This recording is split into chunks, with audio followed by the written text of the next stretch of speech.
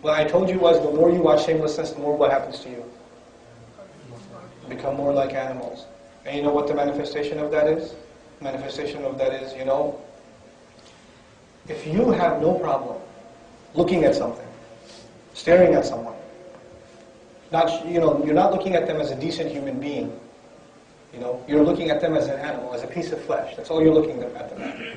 That means you have no respect for your own mother, your own sister, your own wife, your own daughter.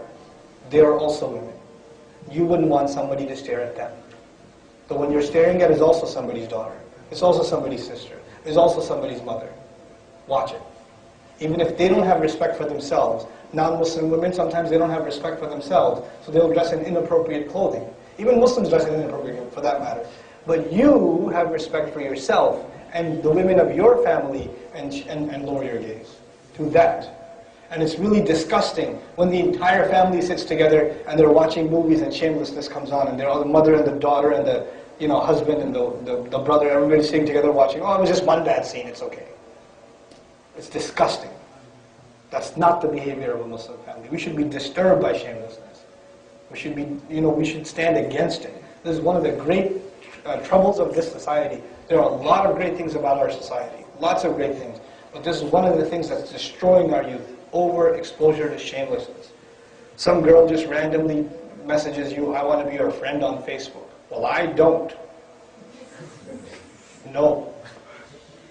Go find your brother to be friends with. Don't you have a father? He's not friendly to you? You need to find friends elsewhere? Guys, I'm telling you this very, very seriously. I'm very serious about this. You think this is fun, and oh yeah, nice pictures. This is a ticket to hellfire also. You're destroying your character. Would you want to marry a girl like that? That 100 other boys have looked at as, yeah, she's kind of cute, yeah. Oh, you married her? Oh, great. Where's your manhood? The Muslim, they have a sense of haya. The women and the men. And our women, nobody's supposed to look at your wife except who?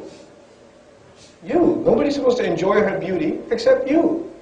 Right? You would be disturbed if somebody said, mashallah, you're a really beautiful wife. You'd be disturbed by that. Right? We're supposed to be as disturbed when we look at non-maharim. We're supposed to have that sense of shame. I don't know where it's gone. It's on vacation nowadays. For a lot of Muslims, it's on vacation. Revive that sense of shame. This is very important. It will destroy your family life. You will not be able to have a healthy marriage. You will certainly not raise good children if you don't have a sense of shame. You have to have a sense of shame. The kind of filth that is on television, the kinds of things you're watching. The Messenger warned us, alayhi salatu wassalam.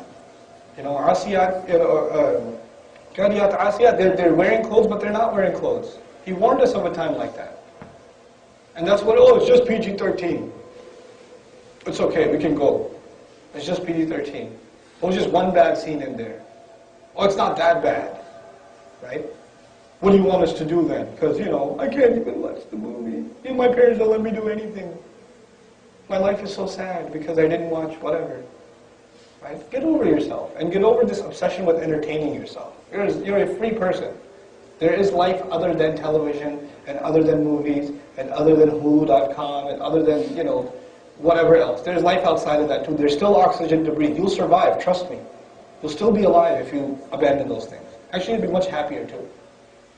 Dude, the thing is, I can tell you what not to do, but finally I can tell you what to do, right? Because if you're not doing all of that, then what are you doing?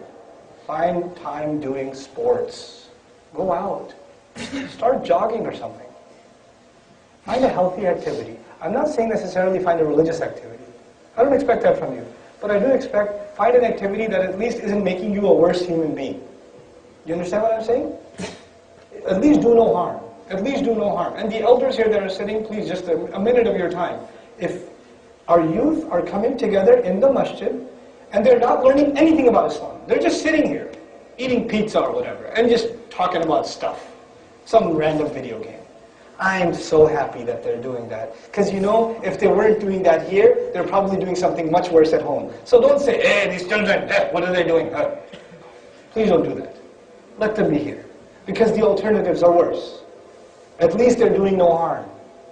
At least they're better than what else is out there. You understand?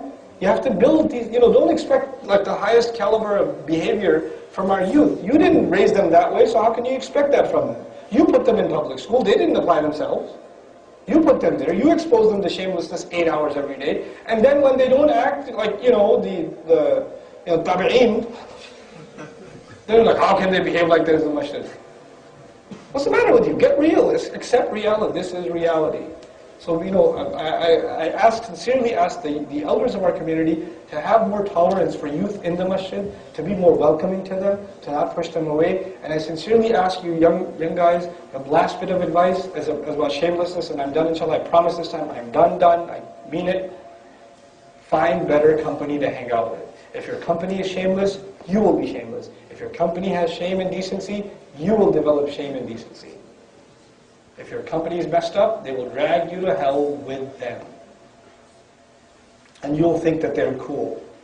But a day will come when they'll be really, really hot. Right? It's not going to be cool at all. So I pray you take some of this advice seriously, inshallah ta'ala. I didn't want to talk about too many things, but I ended up doing so anyway. I just feel like, I don't spend a lot of opportunity talking to youth about just simple advice. Avoid shamelessness and try to fight the ego inside. Inshallah ta'ala, retain your humility. I sincerely pray that you are able to be leaders of this deen and able to carry its message and able to raise healthy, strong Muslim families, inshallah ta'ala, when the time comes. Because you are our leaders. You are, like it or not, you guys are the leaders of this community in the next, decade. You are what this community is, inshallah. You are what Islam is. You have that responsibility. May Allah help you take that responsibility strongly, inshallah ta'ala. May Allah give your parents the ability to raise you right. May Allah help you find good company and help you avoid bad company.